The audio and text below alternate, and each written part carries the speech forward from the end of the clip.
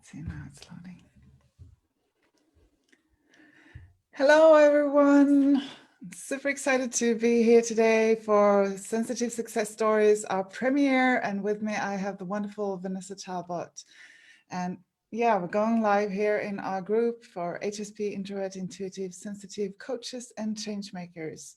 And my name is Frida Capo. So yeah, we created a series because we wanted to show inspiring examples of people that are doing their thing and doing it their own way and just crushing it in their own introverted way. And I'm really excited to have Vanessa here as my first guest. So Vanessa has over 10 years in the coaching industry, and she is the goddess of radiance and influence for coaches and changemakers. So she helped them ignite their presence and so they get known and can build a greater following of raving fans. And she has a Facebook group with over 19,000 people in it. She's also an author, frequently requested podcast guest, and yeah, I've been featured in media all over Australia and in the US as well. And she's a country girl. It's very exotic with her kangaroos for me coming from Sweden as well, living in New Zealand. I've never seen like a kangaroo in the wild or as a pet for that matter. So even though she's succeeding in her own way, she's also building her lifestyle with her horses and kangaroos and birds. And that's why we're a bit late today as well, because she had a rescue bird with her. So welcome, Vanessa. Excited to have you here. And expect that rescue bird to be making a noise in the background, but that's okay. Yes. It's my life. Thank you, Frida, for having me. Thank you. So tell us a bit, like, we have a lot of people in the group, HSP Introvert, and also coaches and change makers who really want to make a change out there and want to yeah, get out there and have problems with that. So tell us a bit about your journey with that and how you stepped up. Yeah, I'm like 100% introvert. So on a scale of introversion, I am through the roof. So, which a lot of people don't expect from my online profile. I think people normally assume if you've got some sort of profile of some sort that you're going to be an extrovert, which is so wrong. There's a lot of really big names that are actually introverts. So I think that's comforting for anyone who's thinking, I can't do this. You actually can, because some of the biggest names out there are actually introverts. When I first started out, which was 10 years ago, being an introvert, never having to have stepped on the stage or even been online or hated the camera on me, hated having photographs taken of me, couldn't imagine that I'd ever be having to do videos and that. It was very, very daunting because I started out as a coach and I realized that if nobody knows who I am, how can they hire me? Now, I could go out networking and all that sort of stuff, and I did try to do some of the networking meetups locally, and I just bombed at them. Like I was so shy. I was the one that I couldn't go in and create conversation. I just sucked at it, like beyond extreme sucked at it. I was always the quiet one standing in the corner, and nobody really wanted to talk to me or anything like that because I wasn't in there making a big deal about it. And so I figured, well, this isn't for me and this is not going to work. And then I had seen some friends, peer coaches, had started Facebook groups. And I thought, well, I'm just going to have to do it online because that way I can still be introverted, just show up when I want to show up and do it that way without actually having to physically go out and meet people. And that's really where I was at. I did not want to physically go out and meet people. So I thought online would be so much easier. It has proved for me to be really, really good step and so much easier. I would probably have given up on coaching, I reckon, if I tried to that. So that was how I got into it and how I started. I mean, that then brought a whole lot of other stuff we'll talk about, but what I really had to do, like how it was primarily getting clients. How could I get clients if nobody knew I existed? Yeah, so with the Facebook group, let's see if I still have you. Yes. Yes, I'm here. Yeah, having a bit of a glitch there with the connection. But with the Facebook group, because I remember you telling with the Facebook group at first you didn't want to show your face. Oh. So can you tell us a bit about how you got over that? Yeah, I didn't want to show my face. I had ventured into a few avenues, like I had decided to make a YouTube video for my book, right? So I had to make the YouTube video, and that was just massively horrible. And then there was some like troll-like comments on the YouTube video, which just happens to everyone. But being introverted and trying to put myself out there, it was like just terrible. So there were a lot of things that put me off. So yeah, aversion to troll-like comments. And another thing, Frida, I just didn't want to be known. So I thought that I could show up with the Facebook group and build this big Facebook group without actually having to show up. And that's what I actually did for the first 5,000 members. And it wasn't until this group just exploded and just went on its own. So I sort of played admin. So if anyone has a Facebook group, you will know how you play admin. You don't actually show up, you're just in the background. And that's what I thought I would be able to do. And then around 5,000 people, I remember having a conversation with someone and they said, what do you do? And I was telling them, and I said that I also had the group for coaches. And she said, oh, I'm in that group. She said, I never knew who had that group. Is that yours, is it? I went, oh my God. So even though I had it up to around 5,000 members, people still didn't know who I was. That was because of my reluctance to actually come on, do many posts, do videos, do lives, all that sort of stuff. And I really just realized then, nah, that's it. I've got to show up, because I still wasn't getting a lot of clients, because even though I had 5,000 people, I was still playing admin and nobody knew who I was. So it was that woman saying that, I had one of the most popular groups on Facebook at that time, which is a few years ago now. And it was the most fastest growing one. And still nobody knew who I was. And so she sort of triggered it for me that I had to get out and show myself. So the first thing I did was big, massive step. And when I talk to a lot of introverts and HSPs and that within the coaching industry, this is one of the hardest things for them, and I have to push them to it. The first thing I did was slam my face on the banner. And it was massive. Do you know what I mean? I had this beautiful, pretty banner and it didn't have my name on it or anything. And I thought that's how it had to be. And I ended up having to slam my face on the banner. And that was a massive step. But it all of a sudden started to make a difference. Start to know why do you think it's important to put your face up there? If you've got a Facebook group, you need, if you want it, if you're just creating a support group, you just want a community for people to interact, and you're not specifically looking to grow your profile, grow your presence, and, get more clients and create more income, for example, it's not important. But if your aim is for what you're doing to actually create money from your Facebook group, people have to see you as the leader. Yeah. So it establishes that. Another thing it does too is, as your Facebook group grows, other influencers, so Frida, they need to see who owns the group. If they see no leadership there, it's just another group. But when they see a strong leader up there, then they come to you for collaborations. I had so many opportunities come to me once I slammed my picture up on that banner. So it was a big thing to get over, because then people knew who it was that was leading this group. And all of a sudden it gave me some sort of presence, which before I didn't have.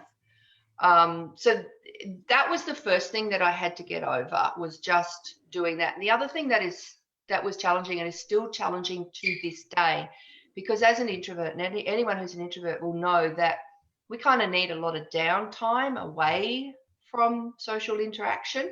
And whether we like it or not, online interaction is still social interaction. I just find it not as taxing as in person. So it suits me perfectly.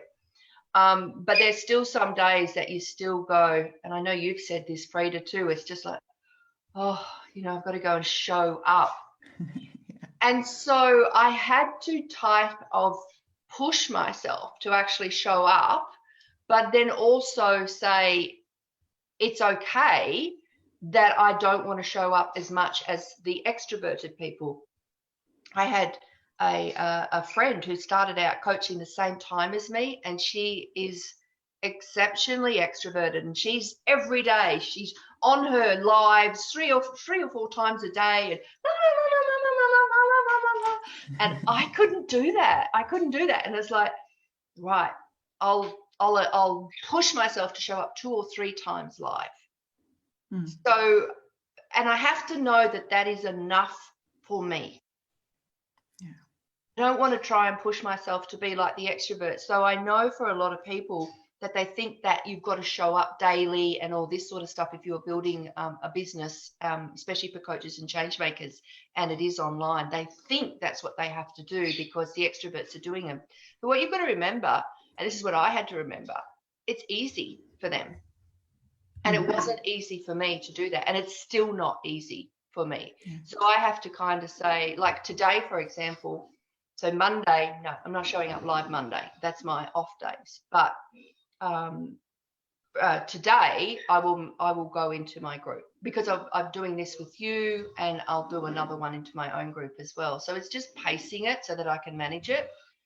So just things like that, I had to learn to accept, Frida, that I just had to do it my way. But then on the other extreme, you have to be careful that your way is completely crawling into your snail shell.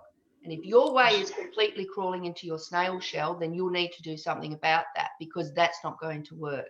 So you have to find that middle ground where you're pushing yourself slightly. I had a lot of fears to get over, and I think most people can identify with that. There's a lot of fears about if you're a HSP or an introvert. I think going into that online space, it opens up a big can of worms, doesn't it, about all the things that can happen to you, particularly when social media is so rampant with people just saying whatever they like. And I had to get over all those type of fears. You do have to, what I used to call it? I don't know if anyone knows, but Beyonce is quite the introvert. And yet look at her on stage. And she says she pulls out this alter ego, this alter character, this other part of herself called Sasha Fierce. And that's what enters the stage. And to be honest, that's what I ended up doing. I ended up finding this part of me that actually enjoyed the presence building stuff, and the profile and being in front of people. I had never spoken before I entered this, and I thought, the first couple of speaking gigs I did, Frida, I was the worst. Hideous. The worst, like absolutely terrible. And the first one was in front of 500 people, and I just died. It was terrible. But now, if I take the stage, I know that I'm owning that space, and I kind of do feel like Beyonce when she takes her stage. But then when I come off the stage, and I'm in the room, people won't even know that I'm there. The stage, they'll know I'm there. So I had to find this other part of myself, but that doesn't mean that other part of me exists all the time. Most of the time, I'm very withdrawn and very comfortable in my own home environment. Yeah, I think we can relate to that, most of us. And one thing I really like that I learned from working with you also is about showing up in social media, that we think that we need to be everywhere. We can actually choose, like Facebook group, like set your priorities. So my Facebook group is my priority. If I don't feel like showing up today, it's like, okay, but I can write something there because that's my group and it's fun. And that's what I have energy for today. And then also like be consistent, but like know your priorities. If it doesn't work, it doesn't work. Yeah, but that's true. What's the last step? Yeah, I learnt that I couldn't actually try and be everywhere. It was too taxing. If I had to try, do YouTube videos and be on Instagram and be on LinkedIn reaching out to people and then trying to do my Facebook as well, it was just too much for an introvert like me. So I angled in, and that's when I started the Facebook group. Well, that's going to be my one avenue, because I can't, I was put off YouTube. And I still have YouTube shivers every time I forget YouTube. LinkedIn just didn't gel with me. I found it too abrasive in the constant reaching out. So I still haven't adjusted to LinkedIn. It's not really my place, even though my market is there. I just choose to ignore that one.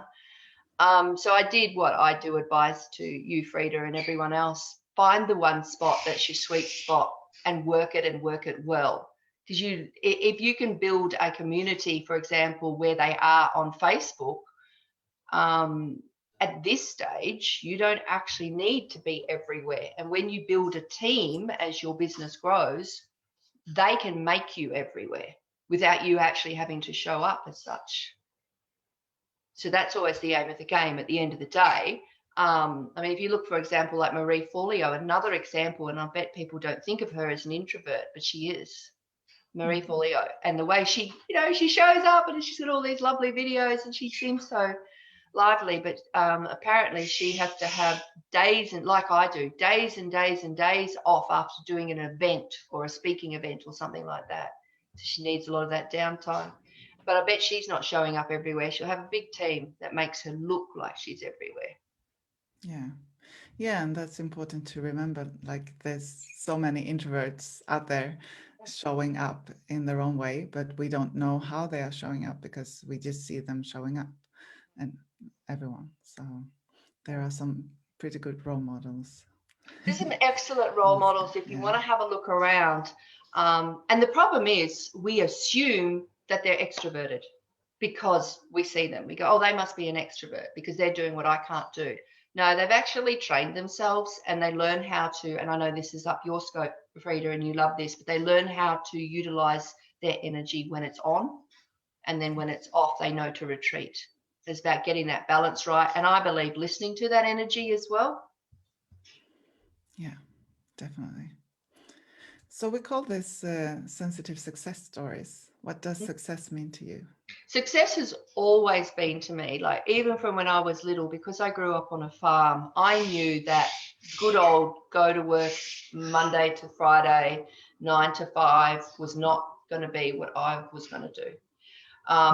So success has always been to me making an abundant living my way without being trapped into anyone else's schedule. So if I want to not work in the morning, and I guess this comes down to being not only introverted, but a hermit as well. So important for me, not have to go to a workplace each day, mix with people. I can stay home, look after my animals. So success for me is being able to work when I want, in a way that still creates abundance for me. But it fit into my lifestyle, and my lifestyle is very, very centered around my animals. So that's success for me, being able to be there for them. I used to run a big company in the mining industry with my then husband. And when we got divorced, even though I got the house, he took the company. I got the property and the horses and everything like that. So here I was, a mum with like a 3-4-year-old little toddler, no income. I had some savings and I was existing off them. I had no income and I was trying to manage this farm, fix fences, you name it, keep the whole property intact.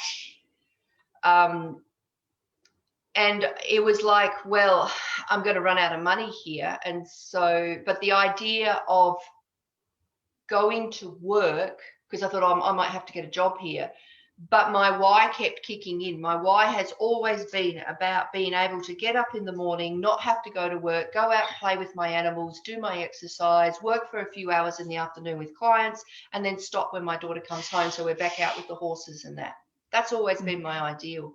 So the idea of working 9 to 5 just absolutely squashed me.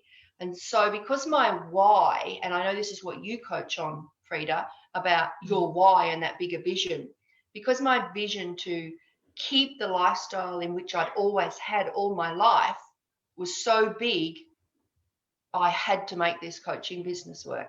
Because the idea of going, and to me it was soul killing to work 9 to 5 amongst someone else's structure. To do that would have just killed me and not given me the time with my little daughter and my animals as well. So that was my big why at work, and it actually drove me to make sure that my coaching business worked even through the ups and the downs. But it was connecting back to what my idea of success is, and making sure that that drove me so that I could succeed in a business that is quite difficult for a lot of people when they first start out to actually get that leverage to succeed with it. Yeah, I think a lot of us in this group can relate to that why as well. Like, we want to do things a bit different, not going to that workplace just feeling the same, like that's too much or too do Yeah, yeah, I could not do it. I think the only time I had worked in that sort of environment was when I first started the mining business with my husband at the time.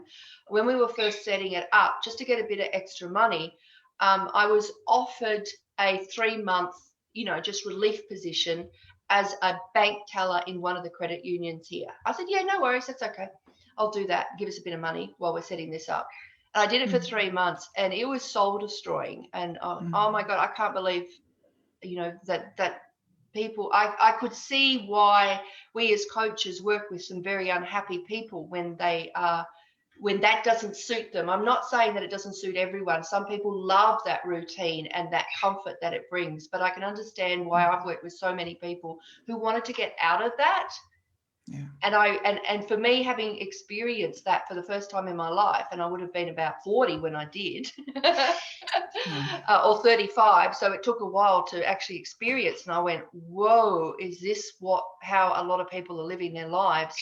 And then I understood why they felt it was a rat race, this living in this 9 to 5 and that. And before then, I didn't really understand what it was all about. It was a good eye opener, and one that I said no way ever. Yeah, I've been there too.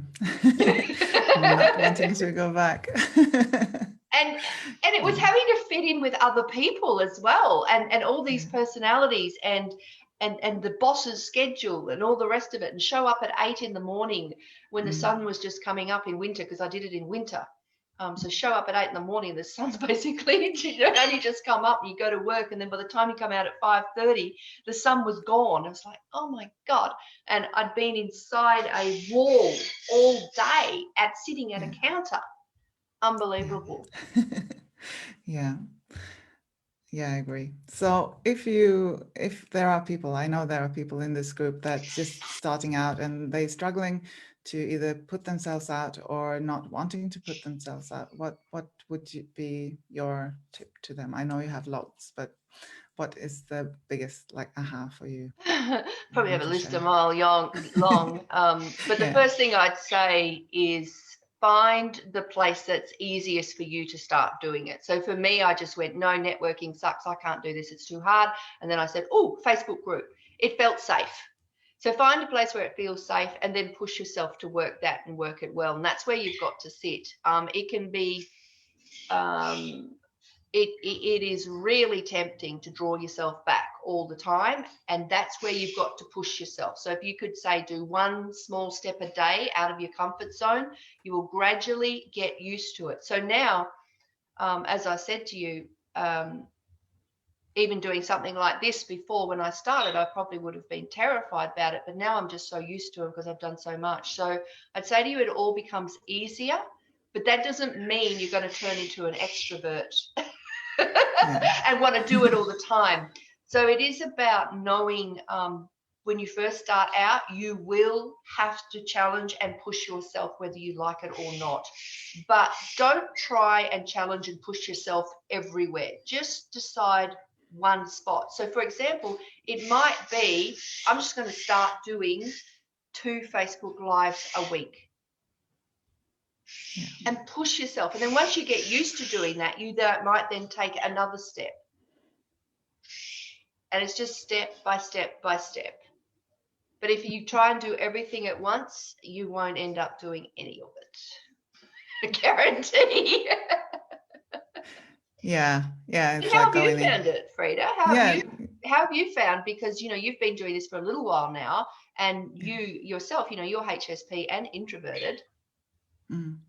So yourself, how did you find? I mean, for me, it was just one step at a time in a place that I felt I could manage.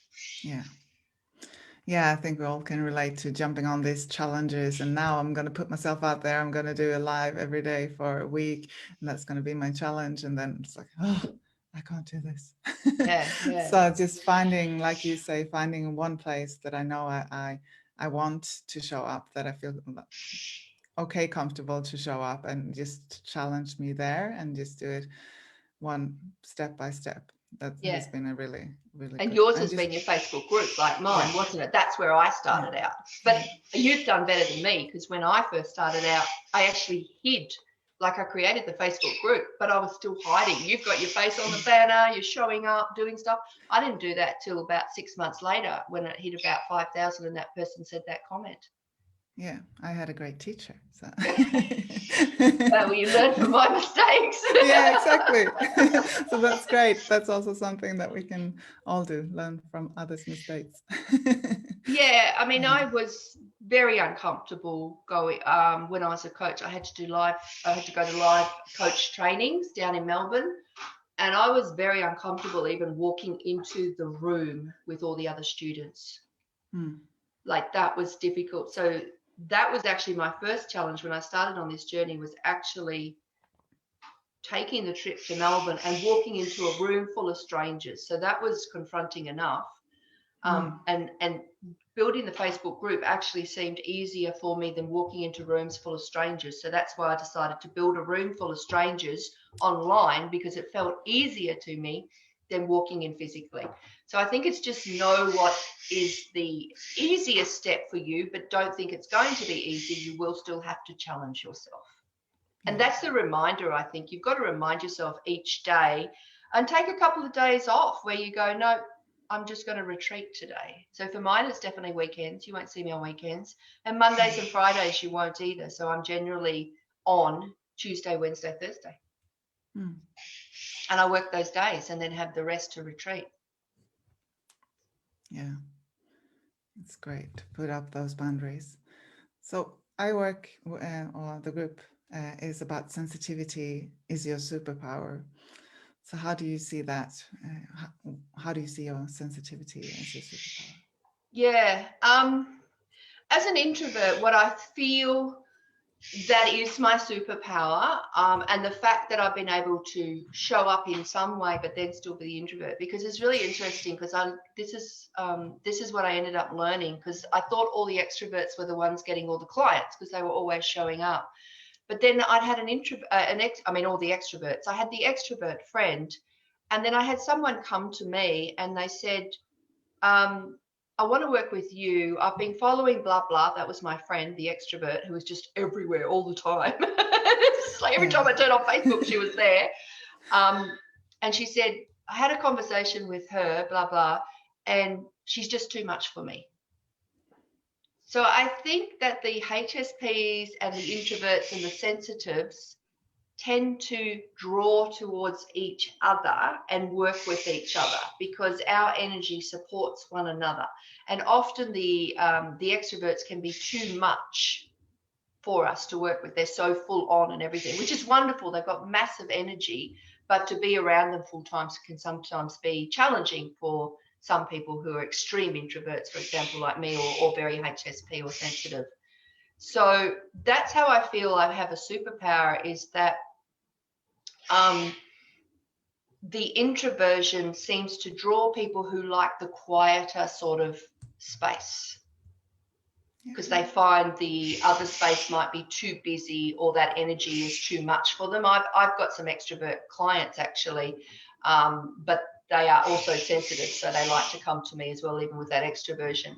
But even on those clients, I've had people say, no, that's too much for me. I need to be in this space. It's quite fascinating, actually. So your sensitivity will always be your superpower in terms of attracting like-minded people to you, or attracting someone who just wants that space. Yeah. Might not want to be around the busy person at the moment. They might want to be around the quieter energy, and quiet energy doesn't mean that we don't get results. Definitely. Perfect. Thank you very much, Vanessa. Is there something else you would like to add before we wrap it up? No, just thank you. And I'm looking forward to seeing everyone else's stories, Frida, as you do more and more of these. I think it's a great thing to do within the group to show other people that we quiet ones can actually make our stamp and build what we want to do as well. When I first started out, I would never have thought that I could do the stuff that I'm doing now. Never in my life would I have thought that. But now it's like second nature. But I do have to manage my energy very well. And I think that's important for us to understand, is the energy management. Yeah, thank you very much. And if someone wants to know more about you and your work, where can they find you? So one of the first spots that people can do is just come into my own Facebook group. Of course, stay here with Frida, because she deals with you when you're exclusively HSP and introverts and sensitive coaches and change makers. My group it's for coaches and change makers who do want to jump into the spotlight as such. So it's called Coaches Change Makers Step into the Spotlight. So that's my Facebook group. It's probably the best place to just come in. It's a good spot, because I find that a lot of the big name coaching groups can be rather intimidating, but apparently my group isn't as intimidating as a lot of the other big ones. So I've been told, because it's got that quieter, sort of more almost sort of spiritual energy to it as well. I've been told that's feedback that I've got. So if you do find that some of the big mega groups are a little bit intimidating, mine isn't. Yeah, I agree. It's a quieter space, or a softer space, and you softer. That's so well. Yeah. That's the word that I get, because I think some of the other bigger ones can be a little bit harsh, and a little bit too harsh for introverts and sensitives.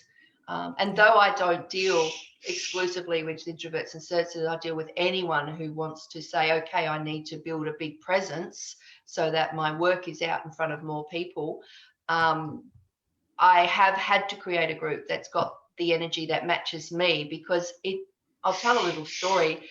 It did actually get quite abrasive when it started getting run over by too many of the a certain type of marketing type of people. We actually ended up, and I couldn't even go into my own group because of their presence. It was just too harsh for me. So I thought, nah, they're all going. So we actually threw a lot of them out. Yeah, and that's what makes your group so great, because you have your boundaries in place. You know who you want in there, and what is allowed and what's not allowed. So yeah, really check that out. And thank you very much for joining us for this interview today. And yeah, I'm also looking forward to next week when we have our next guest. But thank you very much, Vanessa. It's been an honor. And if anyone has any questions, Vanessa is in the group and she can answer in the comments as well. Okay. So thank you very much. And thank you. Sorry about the bird in the background, but oh well. It's the usual animal chaos at my place. Wonderful. See you later. Bye.